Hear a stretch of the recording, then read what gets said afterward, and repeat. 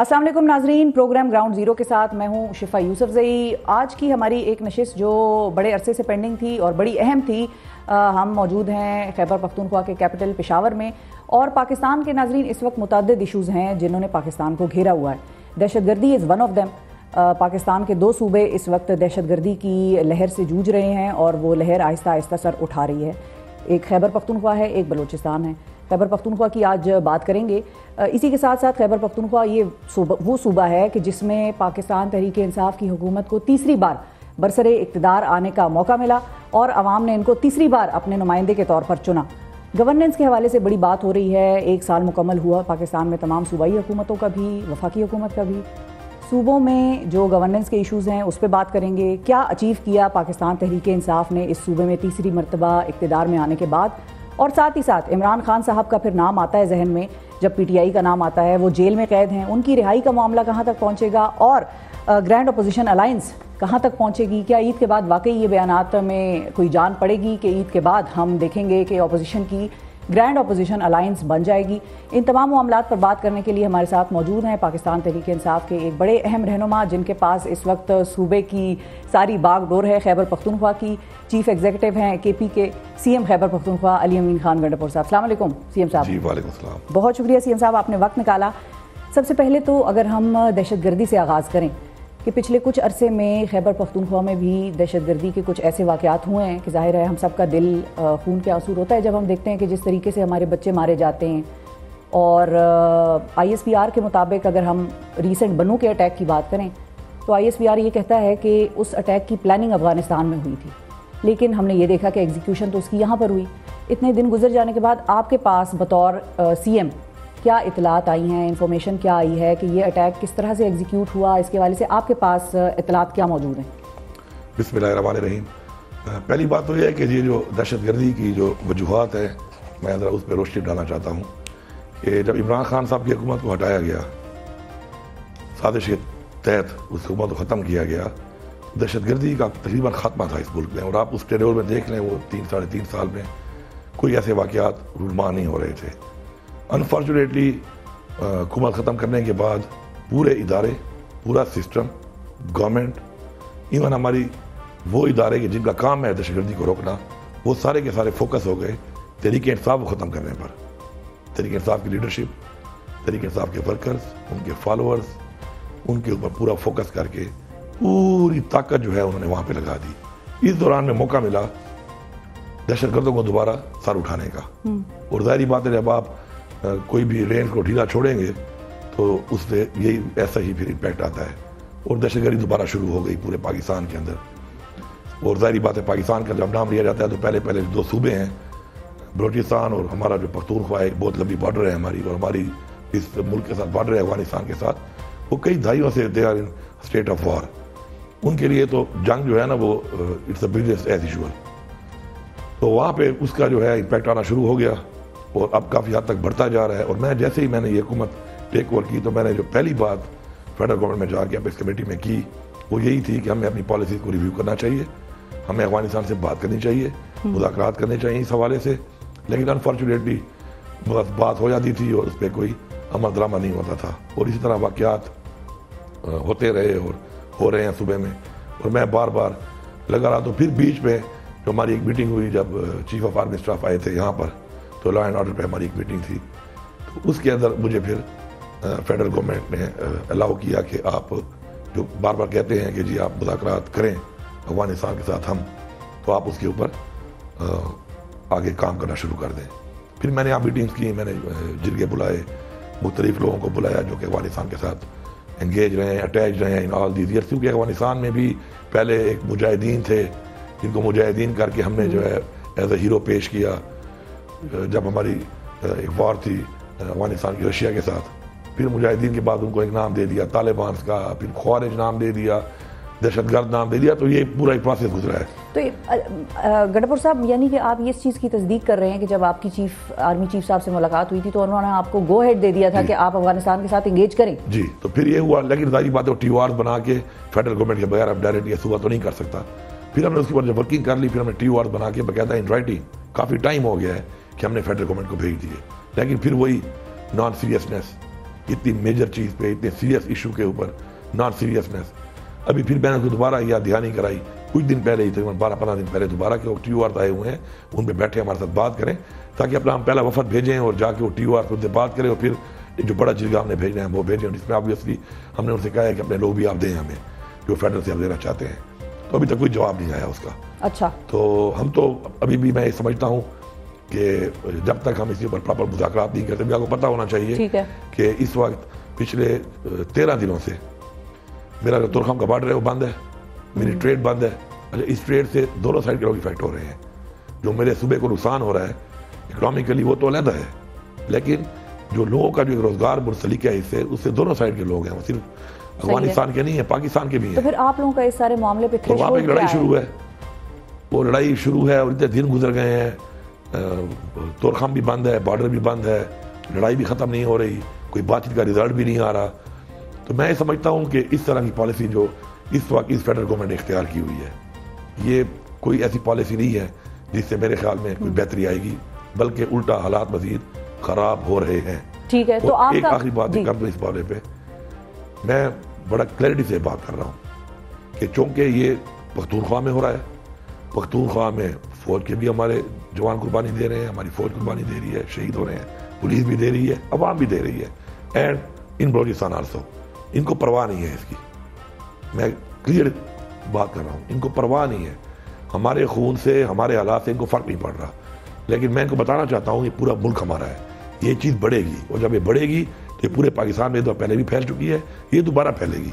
उससे पहले ही इसका कोई हम ऐसा लाएमल बना लें कि ये चीज़ ना बढ़े। और मैं बार बार इनको ये अलर्ट दे रहा हूँ। ये अलर्ट आप अपनी इतला की बुनियाद पे दे रहे हैं या खदशे की बुनियाद पे दे रहे हैं? मैं इतला की बुनियाद पे भी दे रहा हूँ, अपने एक्सपीरियंस की बुनियाद पे भी दे रहा हूँ, और खदशे की बुनियाद पे भी दे रहा हूँ, और एज अ चीफ एग्जीक्यूटिव अपनी जो मेरी रिपोर्ट्स हैं उसकी बुनियाद पर भी दे रहा हूँ। सही है। अच्छा, अब एक और चीज़ भी है कि ख्वाजा आसिफ साहब ने तो आज एक बयान दिया है कि इस वक्त जो दहशतगर्दी की सूरत हाल है वो जनरल फैज़, जनरल बाजवा और इमरान खान की वजह से। अच्छा, आप ऐसे कहना, देखें जनरल फैज़ कौन था या कौन है? जनरल फैज़ पाकिस्तान की आर्मी का एक कैडेट से होकर एक जनरल बना और DGC बना, DGI बना। तो ये तो कोई बात ना हुई कि हमारे पे डाल रहे हैं आप उसको। तो ये किसकी फेलियर है? ये तो फिर उस इदारे की फेलियर हो गई जिसने उसको कैडेट से लेकर इतनी बड़ी पोजीशन तक आने में प्रमोशनें देकर ऐसी पोजीशन पे रखा, और आज पे डाल दिया जी कि वो उसका कसूरवार है। कोई इंडिविजुअल जो है ना कभी भी कसूरवार नहीं ठहराया जा सकता। जब वो कोई इंडिविजुअल कोई फैसला करता है तो इदारा उसके फैसले को क्यों मानता है? जब वो समझता है कि फैसला ठीक नहीं है तो इदारा ना माने, फिर बात उसकी। जनरल बाजवा को चीफ ऑफ आर्मी स्टाफ के हमने बनाया या मैंने बनाया या पख्तूनख्वा की आवाम ने वोट दिया था उसको? चलो, पख्तूनख्वा की आवाम वोट देकर मेरे पे तो तनकीद कर सकती है, आप उन्हें कह सकते हो कि यार अली अमीन को आपने आपकी थी, ठीक है, हाँ उसमें भी आ जाता हूँ, इलेक्ट किया है आप लोगों ने तो भुगतो, लेकिन आप कम से कम एक चीफ ऑफ आर्मी स्टाफ को हमारे पे नहीं डाल सकते हो। हमने कोई वोट तो नहीं दिया उसको, अब उसके ऊपर डाल रहे हैं आप क्योंकि वो नहीं है इसलिए डाल रहे हैं। जब था तो उस वक्त डाल लेते आप, तब तो किसी में जरूरत नहीं होती। एक्सटेंशन हमने दी, खान साहब ने खुद कहा कि गलती हुई, गलती की, एक सिस्टम के तहत उस वक्त दी गई कि हालात ऐसे चल रहे हैं, उसको एक्सटेंशन दी जाए, और सब ने दी, हमने नहीं दी, सब ने वोट दिया, सब ने दी। सिर्फ ये नहीं कि तरीके इंसाफ ने दी, लेकिन गलती की। लेकिन क्या, मैं तो अपनी गलती को चलो मान लेता हूँ, लेकिन अब ये नहीं कोई बात बनती कि आप ये कहें कि उनकी वजह से हुआ है, तो उससे पहले भी तो ये हो रहा था, उस वक्त तो ये नहीं थे, फिर कौन था? फिर किसी और का नाम लेते जो रिटायर हो गया हो। तो ये इस तरह की ब्लेम गेम करके जो है ना, अपने आप को चीज़ों से नहीं निकाला जा सकता, चीज़ों को ऑन करना पड़ेगा।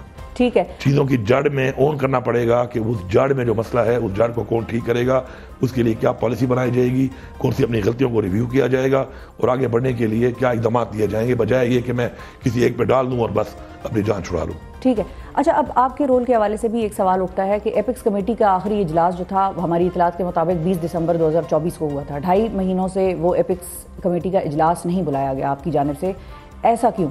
क्या ज़रूरत महसूस नहीं हुई या मसरूफियत इतनी थी या टाइम नहीं था, क्या था? जो हमारे एपिक्स कमेटी का यहाँ पे इजलास होता है तो इजलास के लिए जब हालात ऐसे बन जाते हैं और ज़रूरत पड़ती है तो हम बुला लेते हैं। उसमें कोर कमांडर साहब और मैं तो तकरीबन हम फुल टाइम राब्ते में होते हैं, क्योंकि सुबह के हमारे हालात ऐसे हैं, हर वक्त हमारा राब्ता होता है। और जब भी हम समझते हैं कि हमने कोई डिसीजन लेने हैं, एपिक्स कमेटी कोई डिसीजन के लिए नहीं होती, इट इज़ फॉर डिसीजंस।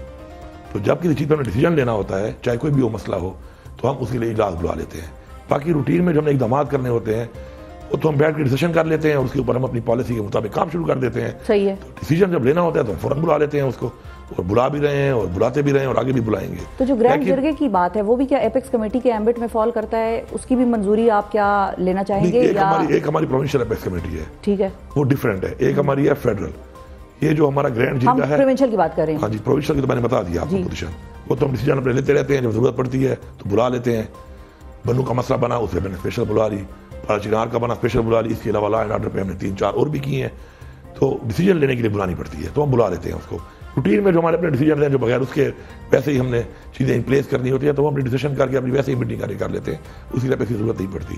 जो है अफगानिस्तान का मामला, उसके लिए चूँकि फेडरेशन नहीं करना है उसको, क्योंकि इसमें एक दूसरा मुल्क इन्वॉल्व है, सुबह उसमें डायरेक्ट नहीं कर सकता, तो उसके लिए हमें इनकी ज़रूरत है। तो उसके लिए हमने अपने TOR को भेज दिए हैं। कोई जवाब इनका नहीं आ रहा अब तक। उम्मीद है जल्द कोई जवाब आएगा, जब आगे बढ़ेंगे, कोई बातचीत करेंगे, तभी कोई रिजल्ट निकलेंगे। अभी तो बैठे हुए हैं, सोच ही रहे हैं। TOR का इन्होंने कहा, हमने भेज दिए। अब शायद इनके पास टाइम नहीं है, ये तो लगे हुए हैं अपने फसलों में, हर एक को खुश करने के चक्कर में। काबीने हैं, बढ़ती जा रही हैं 50 से ऊपर। मैं सोच रहा था कि ये 50 तो टोटल डिपार्टमेंट्स नहीं है। आपकी काबीना में कितने लोग हैं? मेरी काबीना में 26 है। अच्छा, लेकिन मेरे डिपार्टमेंट है, मैं डिवॉल्व सूबा हूँ। मेरे कोई ऐसे नहीं है कि मेरे डिपार्टमेंट के लिहाज से मेरे कम है, लेकिन फेडरल में तो डिपार्टमेंट इतने नहीं है। आपने 50 की एक ब्रिगेड वहाँ बनाई हुई है, अब पंजाब में आप और ब्रिगेड बनाई जा रहे हैं। तो जितने लोगों की ज़रूरत है उतने लोगों को लगाएं ना आप। ये कोई लोगों को ओब्लाइज करने वाला काम तो नहीं है कि मैं लोगों को ओब्लाइज करना है और मैं ओब्लाइज किए जा रहा हूँ। तो उसमें जितनी ज़रूरत है उसके मुताबिक लगाएं। बेशक लगाते रहें, जो करते हैं करें, लेकिन प्रायोरिटी आपकी जो है वो क्या है? सबसे बड़ा मसला इस वक्त आपका जो बना हुआ है वो ये है कि आपके मुल्क में इस वक्त लॉ एंड ऑर्डर की, दहशतगर्दी के संगीन मसाइल हैं। आपकी बॉर्डर के ठीक ठाक इशू है, ये आपको होना चाहिए प्रायोरिटी 1। प्रायोरिटी 2 आपकी इकॉनमी है कि आपके मुल्क की इकॉनमी कहाँ जा रही है, आपके मुल्क की इकॉनमी के हालात किस तरह ठीक होंगे, उसकी पॉलिसी। उसमें भी ये 0, कुछ भी नहीं है, झूठे फिगर दिखा देते हैं। फिर नंबर 3 जो है आपका है कि आपके मुल्क में गुर्बत कहाँ तक जा रही है, और महंगाई जो बढ़ती जा रही है उससे गुर्बत मजीद बढ़ती जा रही है, उसके ऊपर इक़दाम उठाने, उसमें भी 0। फिर चौथे स्टेप पे आए कि आप अपने लोगों के लिए वसाइल कौन से दे रहे हैं, फैसिलिटेट करने के लिए उनको क्या इंसेंटिव दे रहे हैं regarding their health, regarding their education, regarding the infrastructure, उसके लिए क्या कर रहे हैं, उसमें भी 0/0, कोई इक़दाम नहीं हो रहे इनके। अच्छा, पैसे जो हमें देने हैं इन्होंने, वो भी हमें ये नहीं दे रहे। मैं हैरान हूँ कि एक सूबा है, उसका एक राइट बनता है कि उसको आपने वो पैसे देने होते हैं। रूटीन में जो हमारे पैसे पुराने बकाया जात तो अलहदा है, 2020 अरब रुपया मेरा नेट हाइडल का बकाया जात है जो मुझे नहीं मिल रहा। ये तो एक हो गया। उसके बाद जो रूटीन में पैसे आ रहे हैं उन पैसों में AIP, ये आप सुने, बड़ी जरूरी बात है। AIP वो फंड है जो फेडरल गवर्नमेंट देती है मर्ज डिस्ट्रिक्ट में। पहले फाटा था, अब वो एक्स फाटा होकर मर्ज हो गया, हमारे पास आ गया। तो वो पैसा जो आता है, उस पैसे में पिछले 9 महीने से इन्होंने 1 रुपए की पेमेंट नहीं की। 3 किस्से इन्होंने शॉर्ट कर दिए हैं। मैं यहाँ से पूरा कर रहा हूँ उसको, अल्हम्दुलिल्लाह मेरे रेवेन्यू मैंने बढ़ा लिए हैं, मेरा पैसा है इतना, लेकिन ये मेरा काम नहीं है, इनका था कि मुझे देते।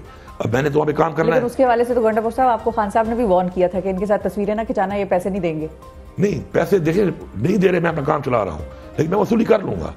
देखिए कुछ चीज़ें ऐसी हैं कि जो एडमिनिस्ट्रेटिवली मेरे लिए ज़रूरी है करना एज ए प्रोविंस, उसमें मैं अपनी जंग लड़ूंगा और मैं लड़ रहा हूँ। लेकिन इस तरीके से AIP का पैसा बंद करके एक कमेटी बना दी है कि जी वो कमेटी पैसा लगाएगी और उस पर हम इनके कोई लोग हैं अपनी पॉलिटिकल पॉइंट स्कोरिंग करेंगे उससे, तो ये कॉन्स्टिट्यूशनली पॉसिबल ही नहीं है। दूसरा, 2019 में मर्जर हो गया। NFC के अंदर 3 चीज़ें हैं कि जिनके ऊपर NFC को रिवाइज करना ज़रूरी है। पहली है पॉपुलेशन, दूसरी है रकबा, एरिया जब बढ़ता है किसी का, तीसरा पॉवर्टी लाइन कि कहाँ तक गई है उसकी। मेरे पास 5.57 लाख लोग मेरे पास एक्स्ट्रा आ गए सुबह में मर्ज होने के बाद। 22,000 स्क्वायर किलोमीटर मेरी रकबा बढ़ गया। क्योंकि फाटा में सबसे ज़्यादा गुर्बत थी, तो उन 57 लाख लोगों के आने से मेरा सूबा गुर्बत की लाइन में सबसे नीचे चला गया।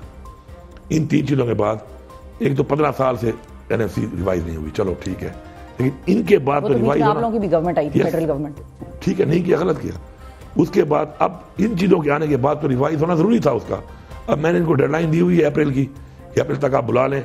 एपेक्स कमेटी में फैसला हो गया था, इन पॉइंट्स के ऊपर एग्री कर लिया था कि हम ये रिवाइज करने के लिए बुलाएंगे और साथ में एजेंडा भी डालेंगे। तो कॉन्स्टिट्यूशनली मेरा राइट बनता है, ये तकरीबन 250 अरब प्लस है जो मुझे अपना NFC से मिलेगा, मेरा राइट कॉन्स्टिट्यूशन राइट सूबे का। अगर ये 2019 से मिलना शुरू हुआ होता तो कितने पैसे यहाँ पे लगे होते, लोगों के हालात क्या बन गए होते। फिर उसके बाद एक और देहात थी, 18वीं तरमीम हुई, सूबाई खुद मुख्तारी हो गई, ठीक है। पख्तूनख्वा में जहाँ पोटेंशियल था वो मुझे नहीं दिया गया। फॉर एग्जाम्पल टोबैको का मेरा जो पोटेंशियल है इस वक्त, वो इस वक्त 220 बिलियन 220 अरब से ज़्यादा पैसा जो है मेरे टोबैको का, मेरी क्रॉप है टोबैको, सही एग्रीकल्चर में आती है, एग्रीकल्चर डिवार्ड है, टोबैको एक क्रॉप है, वो मेरे पास नहीं अपने पास रखी क्योंकि उससे पैसा आना था। 220 अरब से ज़्यादा पैसा मेरे सूबे का फेडरल गवर्नमेंट उठा के जा रही है, ठीक है। उसमें भी मैं कह रहा हूँ मुझे दो। अब अगर ये नहीं देंगे तो मैंने इनको एक वार्निंग दी हुई है अप्रैल में, और ये बड़ी क्लियर वार्निंग है क्योंकि ये पूरे सूबे का मसला है, ये पॉलिटिकल मसला भी नहीं है, ये एडमिनिस्ट्रेटिव मसला है, ये कॉन्स्टिट्यूशनल मसला है पूरे सूबे का। जिस सूबे के लोगों ने कुर्बानी दी है पाकिस्तान बनने से पहले से लेके आज तक दे रहे हैं, अगर ये नहीं मानेंगे तो इस दौरान मैं प्रोटेस्ट करने निकलूंगा तो मेरे साथ पूरा सूबा होगा।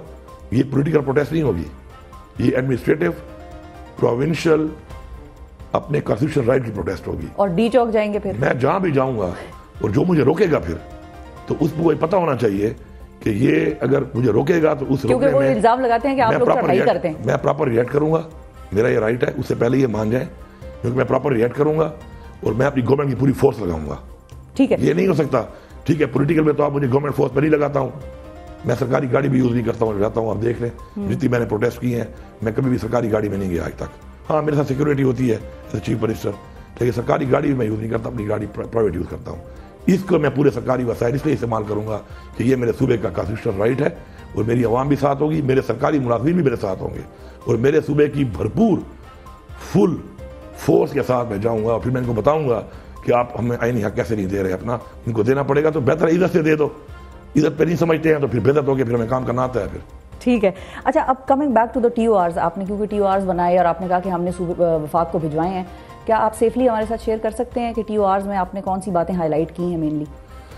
शेयर तो नहीं कर सकता क्योंकि अभी तक वो फाइनल नहीं हुए और चूँकि नेशनल सिक्योरिटी की इसमें कुछ चीज़ें होती हैं, लेकिन मैं इतना बता दूं जो TORs यही हैं कि हमने उनके साथ G2G बैठ के बात करनी है कि इस बॉर्डर के जो उस तरफ लोग हैं, जो कि हमारे लोग चले जाते हैं, जो कि हमारी तरफ टेररिज्म करते हैं, वो चले जाते हैं आपकी तरफ और यू गिव देम प्रोटेक्शन, या उनके साथ आप ही कुछ लोग भी आ जाते हैं और प्लानिंग जिस तरह आप बता रही हैं कि बहुत सी चीज़ों की जब हम कड़ियाँ मिलाते हैं तो या जाके मिलती हैं दाइश से, जा मिलती हैं इंडिया से, या मिलती हैं कि प्लानिंग अफगानिस्तान में हुई।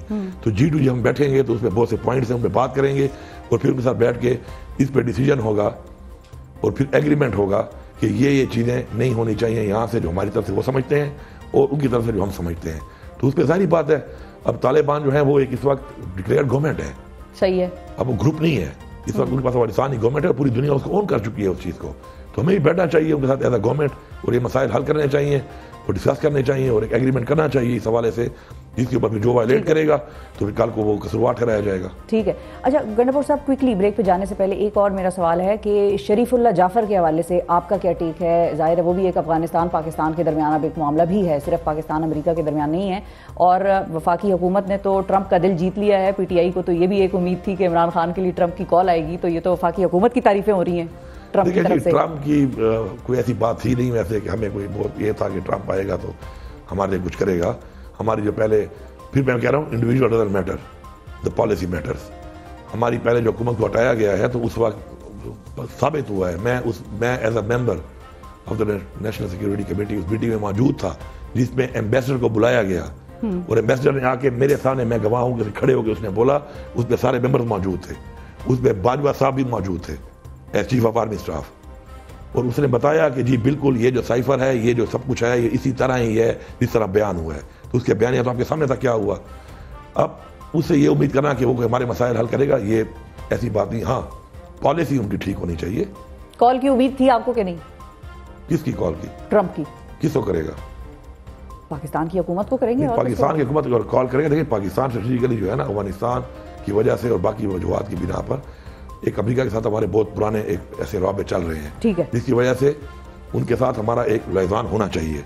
जहाँ तक आप बात कर रही हैं कि ट्रंप से हमें कोई ये उम्मीद हो कि ट्रंप हमें कोई पॉलिटिकल फायदा देगा, तो ट्रंप तो खुद वहाँ पे अपने मुसीबतों से भी तकलीफ नहीं कर रहा, जो उसको मसाइल वहाँ बने हुए हैं अपने, जो हमारे साथ यहाँ पे हमारे सोल्यूशन ने किया है, ट्रंप के साथ भी कसर नहीं छोड़ी। जब वहाँ से वो निकलेगा ना और प्रॉपर टेक ओवर करेगा, ग्रिप करेगा अपनी गवर्नमेंट को, उसको भी टाइम लगना है अभी, उसके लिए मसाइल बने हुए हैं। हमें उससे ये उम्मीद थी, हाँ हमें ये है कि इंटरनेशनली जितने भी ममालिक हैं दो चीज़ों पर, एक ह्यूमन राइट्स वायलेशन जो पाकिस्तान में हो रही है उस पर हर एक को बिल्कुल आवाज़ उठानी चाहिए। यूनाइटेड नेशंस को इस चीज़ के ऊपर अपना किरदार अदा करना चाहिए। जो पाकिस्तान में हुआ, किस तरीके से हुआ, हमारा इलेक्शन रिग हुआ, मैंडेट चोरी किया गया, ह्यूमन राइट्स वायलेशन सिर्फ नहीं की गई, अभी तक शुरू है। और एक सबसे पॉपुलर लीडर को ऐसे केसों में कि जो केस की बुनियाद ही अंदर डाला हुआ है, तो उसमें कोई भी अगर पाकिस्तान में इंटरनेशनल जो लॉज हैं, जो इंटरनेशनली हमने साइन किए हुए हैं बहुत सी चीज़ें, उनके मुताबिक अगर कोई किरदार अदा करता है कि पाकिस्तान में हो रहा है और गलत हो रहा है, तो मेरे ख्याल हम उसको वेलकम करते हैं। बिल्कुल सही है। नाजरीन, अली अमीन गंडापुर साहब हमारे साथ मौजूद हैं। एक छोटे से ब्रेक की तरफ मुझे जाना है।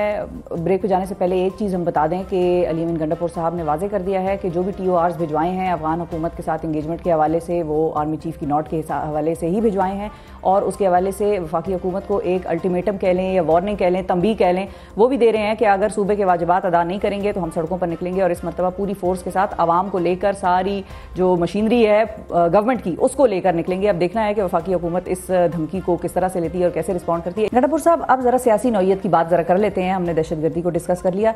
सियासत में इस वक्त PTI की जानिब से क्या बैकडोर राब्ते चल रहे हैं आपके और गौहर खान साहब के? क्योंकि बैरिस्टर गौहर तो इस बात की तस्दीक कर रहे हैं कि हम इमरान खान की रिहाई के लिए हर कोशिश कर रहे हैं, हर हद तक जाएंगे, और बैकडोर राब्ते हमारे कायम हैं। किससे बैकडोर राब्ते? एस्टैब्लिशमेंट से। बैकडोर राब्ते तो ऐसे होते हैं, मैं तो जो भी बातचीत होती है मैं तो क्लियर ओपनली बता देता हूँ जब भी कोई राब्ता होता है और बात होती है। बात यह है कि इस वक्त जो मुल्क के जो पॉलिटिकल हालात हैं उनके ऊपर इनको गौर व फिक्र ज़्यादा इनको करनी चाहिए, क्योंकि जब तक इमरान खान जेल में है आप दुनिया को ये बावर नहीं करा सकते कि पाकिस्तान में पॉलिटिकल स्टेबिलिटी है। ये अपने आप में खुश करने वाली बातें हैं जो लगे हुए हैं, और इमरान खान को इन्होंने जेल में बंद किया हुआ है। पॉलिटिकल स्टेबिलिटी इंटरनेशनली हमारी इस वक्त यही है कि पाकिस्तान में पॉलिटिकल स्टेबिलिटी नहीं है, उससे धरने भी हो रहे हैं, प्रोटेस्ट भी हो रही हैं, और जो लास्ट हमारा जो प्रोटेस्ट के ऊपर उन्होंने गोलियां मार के हमारे लोग शहीद कर दिए, जख्मी कर दिए गोलियां मार के, उसके बाद तो हालात बहुत ही ख़राब हो चुके हैं। तो इनको सोचना चाहिए, ये इनका ज़्यादा मसला है हमसे इस वक्त। इमरान खान जेल में है, ये हमारा मसला है, बिल्कुल हमारा लीडर है जेल में है, लेकिन अगर पाकिस्तान की बात करें आप तो ये ज़्यादा मसला इनका है इस वक्त, क्योंकि मुल्क जिस तरफ जा रहा है और जो मुल्क की तबाही हो रही है उसके ये जिम्मेदार हैं। इमरान खान तो कुर्बानी दे रहा है कौम के लिए, जेल में है, तो इनको ये समझना चाहिए और इनको बातचीत में ज़्यादा फ्रंट फुट पे होना चाहिए बजाय हमारे। तो मैं तो चूँकि जिस मीटिंग में भी जाता हूँ, ज़ाहिर बात है हर मीटिंग में हम पॉलिटिकल लोग हैं तो हर मीटिंग में पॉलिटिकल बातें होती हैं, तो मैं तो अपना पॉइंट ऑफ व्यू देता हूँ, वहाँ पे बात भी करता हूँ। मेरी कोई और भी मीटिंग होती है किसी और हवाले से, उससे मैं इमरान खान की ज़ाहिर बात है बात करता हूँ। इमरान खान को मैंने बताया हुआ है कि मुझे खान साहब ने नहीं कहा हुआ, लेकिन फिर भी मुझे इसलिए करनी पड़ती है ये बात एस्टैब्लिशमेंट से। जी, क्योंकि मैं मेरा ज़मीर ज़ाहिर बात है मुझे पीछे से जोर देता है कि मुझे उधर ऐसे फोरम पे जो लोग डिसीजन मेकर हैं इस वक्त, फैसला साज हैं मुल्क के, तो सर मुझे जब भी मौका मिलता है तो मैं ज़ाहिर बात है खान साहब की बात करता हूँ इसके ऊपर, खान साहब की भी अपनी। तो अभी आपने खुद कहा गंडापुर साहब कि आपको खान साहब ने नहीं कहा, लेकिन मैं खुद से उनके साथ ये बात करता हूँ। तो जब खान साहब नहीं कहते और वो बार बार ये कहते हैं कि मैं किसी डील के तहत या किसी कॉम्प्रोमाइज़ के तहत बाहर नहीं आऊँगा, और जाहिर है अगर वो किसी डील के तहत बाहर आते हैं तो फिर उनका भी वही अंजाम होगा सियासत का जो इस वक्त नवाज शरीफ साहब का हुआ है कि वो जिस तरीके से बैठे हैं हुकूमत में। तो आप फिर क्यों अपने तौर पर इंगेज करते हैं उनको और इमरान खान की बात क्यों करते हैं? बातचीत का मतलब डील नहीं है। देखिए, हर बातचीत का मतलब ये नहीं होता कि आप डील कर रहे हैं। बातचीत का मतलब है कि हमारे तो आप उनको समझा रहे हैं, जो हमारे तहफ़्फ़ुज़ात हैं, जो मुल्क के हालात हैं, इस वक्त मैं एक हुकूमत को लीड कर रहा हूँ, इस सूबे को। इस वक्त सबसे पॉपुलर पार्टी तहरीक इंसाफ का मैं एक कारकुन हूँ, तो मुझे उनको ये बात बताना, उनको ये बात समझाना मेरे पे फ़र्ज़ है कि मैं उनको बताऊँ, समझाऊँ। आगे उनके पल्ले ये बात नहीं आ रही, अल्लाह से यही दुआ कर सकता हूँ कि अल्लाह इनकी इस्लाह करे, इनको हिदायत दे। लेकिन बात तो मैं इसलिए करूँगा कि ये तो मेरा फ़र्ज़ है कि मुझे ये बात करनी चाहिए, क्योंकि ये मेरा मुल्क है, और इस मुल्क के लिए अगर मैं इस मुल्क की बेहतरी के लिए, अपने लीडर इमरान खान के लिए, अपने वर्कर्स के लिए, अपनी पार्टी के लिए, इस मुल्क में लॉ एंड ऑर्डर के लिए, आइन की बालादस्ती के लिए अगर बात नहीं करता हूँ, फिर तो ये तो मेरे ख्याल में ये तो मुनाफकत होगी फिर। ठीक है। अच्छा गंडापुर साहब, एक और सवाल भी लोगों के जहनों में उठता है कि पार्टी में किसी भी चीज़ के हवाले से मुताजाद बयानात सामने आ जाते हैं। मिसाल के तौर पे आपके जो मुशीर हैं बैरिस्टर साहब, वो कहते हैं इमरान खान को सहरी नहीं मिल रही। सलमान अकरम राजा साहब आके कहते हैं कि नहीं भाई उनको सहरी मिल रही है और ये कोई बात ऐसी नहीं है। अलीमा खान साहिबा का बयान कुछ और आता है, किसी और का बयान कुछ और आता है। इतनी इन्फॉर्मेशन की कन्फ्यूजन क्यों है? कन्फ्यूजन है पार्टी में, क्योस है, क्या मसला है? इतनी बड़ी जब पार्टी होती है तो इस तरह की बड़ी पार्टियों में बातें चलती रहती हैं, लेकिन मैं तो अब इस चीज़ का कायल हो चुका हूँ कि अपनी ही बात की जिम्मेदारी ले सकता हूँ, किसी और के बयान की जिम्मेदारी मैं क्या लूँगा, क्योंकि रोज़ाना ही कोई ना कोई ऐसा वहाँ पे, चूँकि खान साहब के साथ पॉलिटिकल मुलाकातें नहीं हो रही, खान साहब को पता ही नहीं चलता, और खान साहब को जो फीडबैक दिया जाता है बाज़ का तो बिल्कुल डिफरेंट होता है। तो उस वजह से मैं तो इस नतीजे पहुँचा हूँ कि इन बातों को मैं ज़रा डिस्कस ही नहीं करता हूँ, और अपने बयान की हद तक ही उन पर कोई बयान पे बात भी कर सकता हूँ और कोई राय भी दे सकता हूँ। बाकी तो जो हमारी पार्टी में चल रहा है आपके सामने ही है, और मजे की बात है कि मीडिया जो चल रहा है उसको देख के आपको क्या महसूस होता है, क्या चल रहा है? मैं ये समझता हूँ कि हम इसे अपने साथ एक ज्यादती कर रहे हैं, अपने कॉज को नुकसान दे रहे हैं। हमारी जो मेन कॉज है इन बातों की वजह से, और फिर मीडिया को जब ये बातें मिल जाती हैं तो मीडिया वैसे भी उनको एक पीछे से ऑर्डर्स हैं कि आप डाइवर्ट करें इस चीज़ को, तो हम खुद ही इस चीज़ को डाइवर्ट करने के लिए जो भी ऐसा कर रहे हैं वो एक किरदार अदा कर रहे हैं। उनको नहीं करना चाहिए। अपनी कॉज पे फोकस रखें, उसके ऊपर फोकस रखेंगे तो आपको कोई डाइवर्ट नहीं कर पाएगा। इन हरतों से अपनी कॉज से डाइवर्ट करने में औरों को मौका दे रहे हैं कि डाइवर्ट होकर वो इन चीज़ों पर टाइम ज़ाया कर रहे हैं, लोगों को डाइवर्ट करके आपकी कॉज को नुकसान दे। तो मेरा सब लोगों को मेरी एक अपील होगी, रिक्वेस्ट होगी कि एक तो खान साहब को प्रॉपर फीडबैक दिया करें, और दूसरी बात यह है कि आपको लगता नहीं मिल रहा उनको प्रॉपर फीडबैक? बिल्कुल, पॉलिटिकल लोगों की मुलाकात ही नहीं है। अब मैं सुबह का वज़ीर आला हूँ, मेरे पास जो लोग मिलते हैं मेरे पास अदालत का ऑर्डर है कि हफ्ते में एक मुलाकात मुझे इजाज़त दी जाएगी। 1.5 महीना मुझे नहीं छोड़ते मुलाकात के लिए। मैं पूरा सुबह रन कर रहा हूँ, इमरान खान मेरा लीडर है, उसके विजन पे मैंने चल रहा है, मुझे कई बातों से डिस्कस करनी होती है, मुझे नहीं छोड़ते। इसके अलावा हमारी जो पॉलिटिकल कमेटियाँ बनी हुई हैं, नेगोशिएशन कमेटी बनी हुई है, अब ये कमेटियाँ जाएंगी तो खान साहब को बताएंगी, बैठ के डिस्कस करेंगी, तो उसके ऊपर कोई आगे का अमल बनेगा। छोड़ते ही नहीं है, तो मुलाकात ही नहीं कर देते। अब ये मुलाकातें क्या है, फैमिली की मुलाकात होती है। अब फैमिली ने तो पॉलिटिक्स के बारे में बात क्या करेंगे, उनको क्या पता, या मुकला जा रहे हैं, मुकला को क्या पता पॉलिटिक्स का। हमारी पार्टी में ग्राउंड पे क्या हो रहा है, ग्राउंड पे लोगों के साथ कौन एंगेज है, वो तो हमारे पॉलिटिकल लोग हैं। तो पॉलिटिकल मुलाकातें ना होने की वजह से बहुत बड़ा नुकसान हो रहा है। ठीक है, अच्छा अब ये बताइए कि एक तरफ ग्रैंड अपोजिशन अलायंस में बनना है और आपकी पार्टी के लीडरान ये भी कह रहे हैं कि ईद से पहले हम अगले कुछ दिनों में उनके साथ मामला तय कर लेंगे और ईद के बाद हम सड़कों पे होंगे।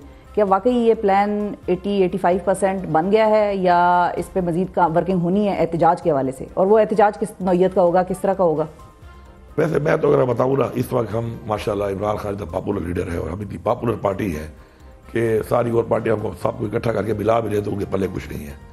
लेकिन अनफॉर्चुनेटली चूँकि माइनस इमरान खान और माइनस PTI एक फैसला हुआ है इस मुल्क के अंदर।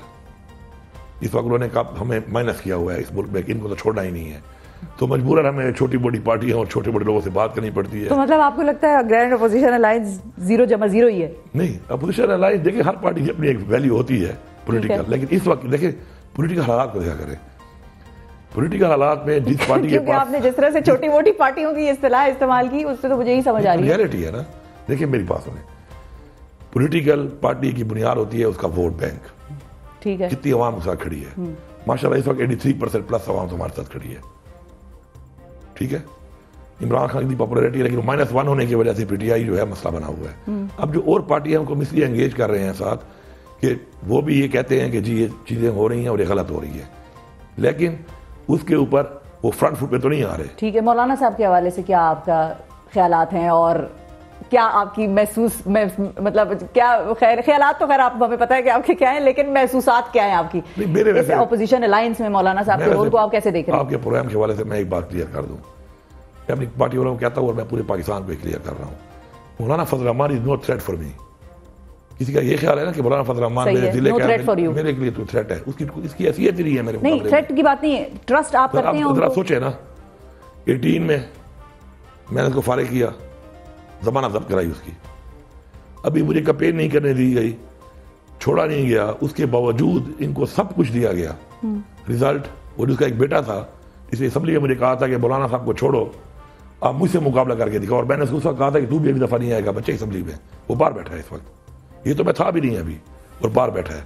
तो मैं आपको इतना क्लियर कर दूं कि मौलाना साहब मेरे लिए पॉलिटिकल थ्रेट नहीं है एज अ पॉलिटिशियन। अगर हल्के की बात आप करें, जिले की बात करें, अब भाई दूसरा स्टेप, अगर मौलाना साहब, मैं बार बार ये बात कहता हूं कि अगर हक का कलमा पढ़ ले, सही तरह पढ़ ले और आता है, और पाकिस्तान तो के आप लिए एक तरफ उनके बारे में इतनी सख्त बातें कर रहे हैं और दूसरी तरफ आप कह रहे हैं कि वो कलमा पढ़ लें। अच्छी बात है, सही बात कर रहा हूं कि हक का कलमा पढ़ लें, सच का कलमा पढ़ लें और पाकिस्तान की जमहूरियत के लिए पाकिस्तान के आइन के लिए, पाकिस्तान में कानून की बालादस्ती के लिए, पाकिस्तान में ह्यूमन राइट्स के लिए, पाकिस्तान में फ्री एंड फेयर इलेक्शन के लिए। अगर वो आगे बढ़ते हैं मैं सबसे पहले उनको वेलकम करूंगा और कर रहा हूं वेलकम। लेकिन अगर खाली वो कहते हैं ना हॉकी वाली ड्रिबलिंग है कि इधर ये बातें करके 26 तरमीम जो गैर आर्मी तरमीम 26 तरमीम को वोट दे देना, वो कहते हैं मैंने उसको बहुत हद तक टोन डाउन कर लिया था वरना वो बहुत खतरनाक थी। बस अब मैं अब ये ज़्यादा बात नहीं करता, फिर मौलाना साहब के बारे में मुझे कहते हैं वो खान साहब को शिकायतें कर देते हैं यानी अमीन को हार्ड ऑन ले लेता है। मैं इतना ही कहूँगा कि मौलाना साहब आपने सारी उम्र यही किया है कि जी हमने टर्न डाउन कर दिया तो मैंने यूँ कर दिया, इसीलिए आप हर अकबर में फिट भी हो जाते हैं। अच्छा यही क्वालिटी है आपकी, तो अब हमारे साथ फिट हो जाओ चलो। लेकिन चूँकि अब हमारे पास एक हुकूमत है तो मुझे लगता है कि फिट हो जाएंगे। आप लोगों के पास भी एक हुकूमत है। अली अमीन गंडापुर साहब का बड़ा इंटरेस्टिंग बयान था। गंडापुर साहब, अब थोड़ी सी गवर्नेंस पे बात करते हैं। सूबे के मसाइल के हवाले से लोगों ने बड़े हमें मैसेजेस भेजे और मुख्तलिफ चीज़ें, उस पर भी अहम इशूज़ पर आएंगे। लेकिन जो आप लोगों की किताब लॉन्च हुई, एक तरफ पंजाब के साथ कंपैरिजन होता है और ज़ाहिर खैबर पख्तूनख्वा का कंपैरिजन सूबों का होना बनता भी है। वहाँ की वज़ीर इत्तलात जो हैं वो ये इल्ज़ाम लगाती हैं आप लोगों की गवर्नमेंट पे कि आप लोग इस चीज़ का जो दावा करते हैं कि 625 प्रोजेक्ट्स आप लोगों ने शुरू किए हैं इस एक साल में, वो गलत है। और अपने साथ कंपेयर करती है कि हमने 90 प्रोजेक्ट ज़रूर शुरू किए हैं लेकिन आप लोगों ने 625 प्रोजेक्ट कोई शुरू नहीं किए। हमने तो बड़ा क्लैरिटी से बताया हुआ है कि हमारी किताब में अच्छा है, बुरा है, ज़्यादा है, कम है। हमने बिल्कुल फैक्ट्स लिखे हैं और हम चैलेंज कर रहे हैं कि इस फैक्ट्स में अगर कोई भी किसी तरह की कोई भी मैनिपुलेशन की गई है तो हम उसको कन्फ्रंट करने को तैयार हैं, फेस करने को तैयार हैं। हमने जो काम किए हैं वो काम उसी तरह ही लिखे गए हैं। जो हमने किया है वो हमारा यही है। अगर इनको लगता है कि नहीं हुआ तो मैंने वो उसमें स्टार्ट पे मैंने जो पहला पेज है ना उस पर वो मेरी स्टेटमेंट है उसमें वो मैंने आखिरी लाइन में जो एंड किया उसको मैंने क्या लिखा है, वी विल सरप्राइज यू। तो उसको जब पढ़ लेंगी तो समझ इनको आ जाएगी। दूसरी बात यह है कि पंजाब के हवाले से पंजाब के जो वसाइल हैं, पंजाब को जितना पैसा मिल रहा है उसको भी आप ज़रा कंपेयर करें और इसके अलावा लॉ एंड ऑर्डर की और दहशतगर्दी के जो मेरे यहाँ पे मसाइल हैं उनको भी आप देखें तो फिर आपको अंदाज़ा होगा कि जो मैंने रेवेन्यू को इंक्रीज़ किया है 50% अबाव, वो तो झूठ है नहीं, फिगर्स हैं वो। ये इन्होंने क्यों नहीं किया? 12% से नीचे घूम रहे हैं। सरप्लस मैंने किया है 50% तो बहुत बड़ी बात है। बड़ी बात ये फिगर्स के ऊपर है, ये मैं नहीं कह रहा हूँ, ये फिगर्स हैं जो सामने पड़े हुए हैं जो हमने इंक्रीज़ किया है उसको। इसी तरह सरप्लस है मेरा 150 बिलियन अबाव है, ये खसारे में जा रहे हैं। तो वो कोई छुपी हुई बात तो है नहीं, खजाने में पैसे पड़े हुए नजर आ रहे हैं, कोई झूठ तो है नहीं उसमें। तो वो जो सरप्लस बजट है उसको कहाँ लगाने की प्रायोरिटी है आप लोगों की? अभी लगा रहे हैं, सेहत है, तालीम है, 2-4 एरियाज कौन से हैं जो आप आइडेंटिफाई करेंगे? माशाल्लाह हमने अपना तमाम जितने भी हमारे स्कॉलरशिप से हमने डबल कर दिए हैं। वेलफेयर में अभी हम जिस तरह अभी इस 12,000 में फिर हम लास्ट ईयर भी दिए, इस ईयर भी हम माशाल्लाह तकरीबन 10.5 लाख लोगों को जो है ख़ानदानों को हम पैसा दे रहे हैं, 10,000 रुपये फी फैमिली। इसके अलावा इस सोलर का प्रोजेक्ट मैंने आज जो लॉन्च किया है, ये मेरा सोलर वाला वो काम नहीं है कि मरियम नवाज की 4 सोलर प्लेटें, और सोलर प्लेटों को मैं क्या करूँगा? मेरे वाले सोलर के अंदर सोलर है, इन्वर्टर्स हैं, बैटरीज हैं, पंखे हैं, बल्ब हैं, इवन ये चार्जिंग वाला स्विच भी है। मैं पूरा पैकेज दे रहा हूँ। इसी तरह हमारी जो बच्चियाँ थी हमारे डिस्ट्रिक्ट में, उनका स्टाइपेंड जितना था मैंने उसको 4 टाइम्स कर दिया। ज़कात का पैसा मैंने डबल कर दिया जितना पहले मिलता था। हेल्थ कार्ड को मैं अब इमरजेंसीज में भी मैंने पायलट कर दिया है कुछ जिलों में, अब मैं ओवरसीज़ को भी हेल्थ कार्ड देने लगा हूँ। तो इस तरह के सारे फलाई काम हैं। बच्चियों की शादी की जो थी पहले 25,000 रुपये मिलते थे जहेज फंड में, उसको मैंने 2 लाख किया हुआ है। तो मैंने हर चीज़ को तकरीबन बढ़ाया है। इसमें जो मेरे मेगा प्रोजेक्ट्स हैं अभी उसके अंदर सूबे को पाँव पे खड़े करने वाली जो पॉलिसी है कि हमने कर्जे नहीं लेने, पाँव पे खड़ा होना है। तो वह देखें IMF की एक रिपोर्ट है, IMF तो मेरी ताबे नहीं है ना। उन्होंने कहा कि पख्तूनख्वा वाहिद सूबा है जिसने हमारे सारे टारगेट 100% पूरे किए हैं। ठीक है, इनके बारे में क्यों नहीं कहा? तो बात यह है कि ये चीज़ें छुपने वाली नहीं होती। दूसरा ये मैं चीज़ का कायल ही नहीं हूँ। मैं अपने हल्के में मेरे जाके पता करें आप, मैं अपने स्कीमों के मैंने जिंदगी में फिता नहीं किए। बस काम है अवाम का टैक्स का पैसा अवाम पे लग रहा है, होने दो। यहाँ भी यही कह रहा हूँ। लेकिन मैं ये पूछता हूँ कि एक ही ट्रक है, उसके ऊपर एक ज़माने में लगे हुए थे शहबाज शरीफ के फ़ोटो, फिर उस्मान बुज़दार साहब के टाइम में हमने कोई ट्रक और भी दिए। लेकिन वो जो ट्रक थे, ब्यूरोक्रेसी बड़ी शार्प होती है ना, काम बड़े तेज काम करती है। उन्हीं ट्रकों पे वो शहबाज शरीफ वाले पर भी बुज़दार साहब के आ गए, कुछ और भी उन्होंने लिए, लेकिन उन पे भी उनके आ गए। फिर जब मरियम साहब आई तो शहबाज शरीफ वाले पे जो बुज़दार साहब के आ चुके थे, तो हर एक पे बुज़दार साहब, ये होता है। तो उन्होंने अपने लगा, आपसे पहले भी तो महमूद खान साहब थे ना, फिर परवेज खटक साहब भी थे, आपने नहीं लगाए लेकिन उन्होंने तो लगाए। मैंने कभी भी किसी महमूद खान की बनाई हुई बस पे अपना फोटो नहीं लगाया। अच्छा ठीक है। नहीं, मैंने उसे किसी प्रोजेक्ट के ऊपर अपनी तख्ती लगाई है, तख्ती उतार के। हालांकि इसमें ऐसे प्रोजेक्ट भी हैं कि उसकी ग्राउंड ब्रेकिंग की बजाय ऊपर लिख दिया इनॉग्रेशन। ठीक है। 0% काम हुआ था, उस पर तख्ती लगती है ग्राउंड ब्रेकिंग की। इनॉग्रेशन होती है जब चीज मुकम्मल होती है। मुकम्मल मैंने की, 0 काम नहीं हुआ था, लेकिन मैंने तख्ती नहीं लगाई उसके ऊपर, क्योंकि उन्होंने इनॉग्रेशन की लगा दी थी। तो मेरे में आदत ही नहीं है। दूसरी बात यह है कि हाँ, ये बताएं ना कि आपने ये सारा, आप कहते हैं हमने ऑफिस बनाए हैं, ये मोबाइल मैंने भी बहुत सारे दिए हैं, मुझे USAID ने भी दिए हैं, मैंने वो भी बांटे हैं। मैं आपसे ही पूछता हूं कि उसका मुझे, जब आपने लॉन्च किया था, मुझे उसका आप पहले टेंडर दिखाएं, प्रोक्योरमेंट दिखाएं। अगर आपने की थी, मुझे अखबार का पीस दिखा दे उस्मा बुखारी साहबा कि हाँ जी हमने जब ये स्टार्ट किया था, तो मैं मान लूंगा सुन रही होंगी वो प्रोक्योरमेंट आपने की है, टेंडर आपने लगाया है। आपने तो आके 10 दिन बाद एक अजायब घर का इफ्ताह कर दिया। अच्छा। वो बुजार के 4 साल उस पर काम होता रहा उसकी हुकूमत में। अब मुझे बताएं 10 दिन में कौन सा अजायब घर बनता है? ठीक है, मैं चला जाऊंगा, मैं तैयार बिल्डिंग में लेकिन गंडापुर साहब, अभी पिछले दिनों एक और कंट्रोवर्सी छिड़ गई थी, वो थी अरबाब न्याज स्टेडियम की। उस पर खान साहब ने बड़ी बरहमी का इजहार किया। उन्होंने कहा भाई बदल तो नाम, जो पहले था वही लगाओ, मेरा नाम ना लगाओ। ये वही बातें है ना जो खान साहब को गलत जाके जो बातें बताई जाती है ना। अच्छा। ये उससे, अब देखे, ये कोई मेरी सोच नहीं थी या मेरी डिमांड नहीं थी। ये स्टेडियम 0 से बिल्डअप होकर दोबारा बनाया, हमारी पिछली गवर्नमेंट में काम शुरू हुआ, उससे ही पिछली में। लेकिन जब मैं आया तो तकरीबन उसमें 2 बिलियन रुपीज मुझे लगाने पड़े इस 1 साल में उसको मुकम्मल करने के लिए।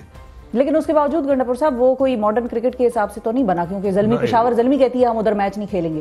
पेशावर जल्मी होना कोई और मसला होगा मेरे ख्याल में। इसकी अभी लाइटिंग हो रही है PSL में, और जो लाइटिंग उसकी हो रही है, इस पूरे एशिया में सिर्फ दुबई में ही एक स्टेडियम ऐसे लाइटिंग है, रिंग वाली। ये बड़े पोल्स पे लगती है ना लाइट्स, उस पे आपको 8 शेडो नजर आते हैं, वो इतने क्लियर नहीं होते। ये जो रिंग वाली है, रिंग वाली ये बगैर शेडो की होती है। ये सिर्फ दुबई में एक स्टेडियम है या इसे मैं लगा रहा हूँ। तो उसमें अवाम की एक डिमांड थी, और इमरान खान एक लेजेंड है क्रिकेट का, तो अवाम की डिमांड पे हमने नाम रखा।